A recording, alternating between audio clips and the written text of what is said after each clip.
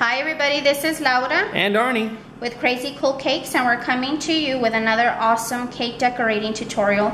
We've had a lot of questions from friends on YouTube and Facebook, and they want to know how it is that we are able to add very large bows like this one to our cakes, and how is it that we keep them from falling off. So we're actually going to show you how we do this.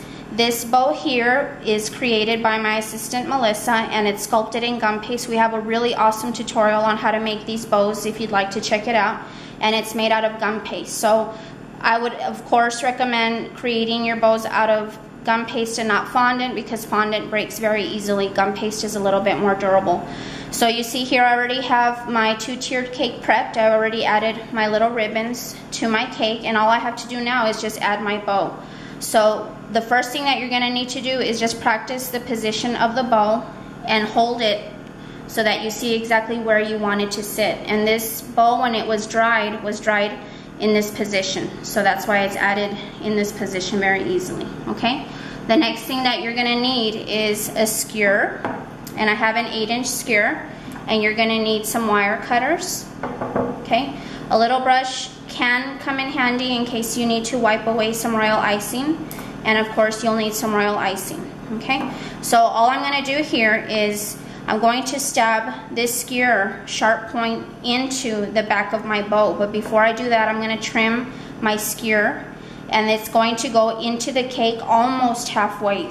Okay, so I'm going to cut my skewer almost in half, about 3.5 inches from the point.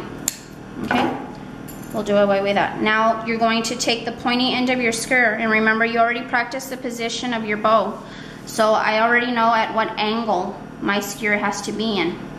Okay, so all I'm going to do is take my skewer, sharp point in, and I stab it into the center of my bow. And I'm not worried about this breaking because it's gum paste, and even though it's completely rock hard and it's completely dry, what I love about gum paste is that it still has a little bit of give, a little bit of elasticity. I'm not worried about it breaking. Okay, so when I put it into my cake, this is how I'm going to place it in. But before I do that, I'm going to take my royal icing and I'm going to add a little bit of royal icing in the back, and this is just to give it a little bit of extra support. Okay, that's about all I need.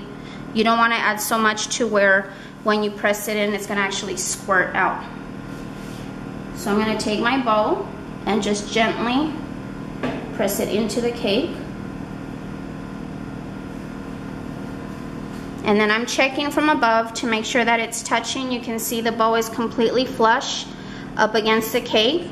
And I really don't need to wipe off any royal icing because there's nothing squirting. You want to look at it underneath and make sure that you don't have any royal icing squirting out from anywhere. And I'm just giving it that extra little push. The skewer, when I put it into the center of the bow, went in a little more than halfway, so I know this sucker is not going anywhere. It's there for good. Alright guys, so I hope this helps you, and now hopefully you won't be having any trouble whatsoever adding large gum paste bows to your two-tiered cakes or to any of your cakes, and it's that easy. So thanks guys for your subscription, and check us out on Facebook and let us know if you have any questions. God bless you all. Take care. Bye-bye now. Bye-bye.